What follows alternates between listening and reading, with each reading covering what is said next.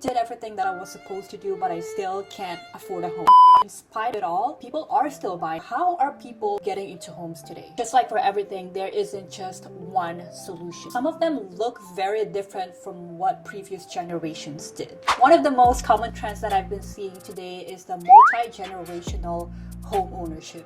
So instead of just an individual trying to qualify a loan, families are combining resources, and that might look like parents and adult children buying together, multi-generations living under one roof, or families building or converting ADUs for relatives. In high-cost markets, some buyers are treating housing less like an individual purchase, but more like a family strategy. For some people, it might not be ideal, but for some, it's the difference between buying and not buying. This one isn't about becoming a real estate investor, it's about reducing the monthly burden of ownership. For example, renting out a spare bedroom, purchasing a home with an ADU, converting part of a property into a rental space where allowed. Some markets, buyers are specifically looking for homes that create flexibility, and not necessarily because they're looking for a side business, but because housing costs have gotten high enough that any additional income can make a meaningful difference. One of the biggest shifts since remote and hybrid work became more common is that buyers aren't tied into a single location. For example, someone earning a salary base in Los Angeles might choose to buy in a lower cost market where that income stretches for the same income, a different housing market. Sometimes a very different level of affordability. And of course, not everyone has this option, but for those who do, it has become a major factor in choosing where to buy. This one isn't glamorous. In fact, it's probably the opposite.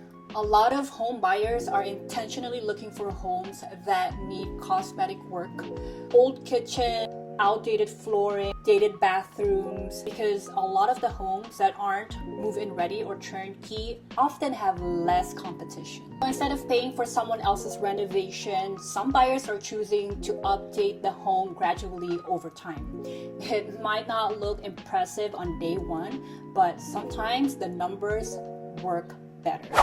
This one I've mentioned it previously, but I feel like it's still worth mentioning because it's one of the biggest mindset shifts that I found while researching.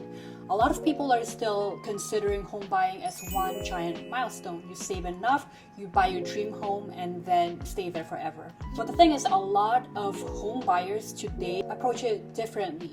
Your first property isn't necessarily your forever property. It could just be your first move. Maybe it's a condo, maybe it's a smaller property, maybe it's a location different than originally planned. Goal isn't always to get everything immediately. Sometimes the goal is simply to just get started. Quick note, I know this is a little bit off topic, but I was reading an article earlier this morning and I feel like this is something that I should share with you guys. We hear all the time the market is slow, but it is important to know that there are multiple types of markets. It may or may not be true for other markets. Like for example, there is the market for first-time buyers who are trying to make payment work in today's rate. There's a market for cash buyers who aren't rate sensitive, market for move-up sellers sitting on a low existing mortgage. My point is, when people say that the market is slow, it's important to know which part of the market are we talking about exactly. One thing that I've noticed throughout this series is people often talk about housing as if there's only one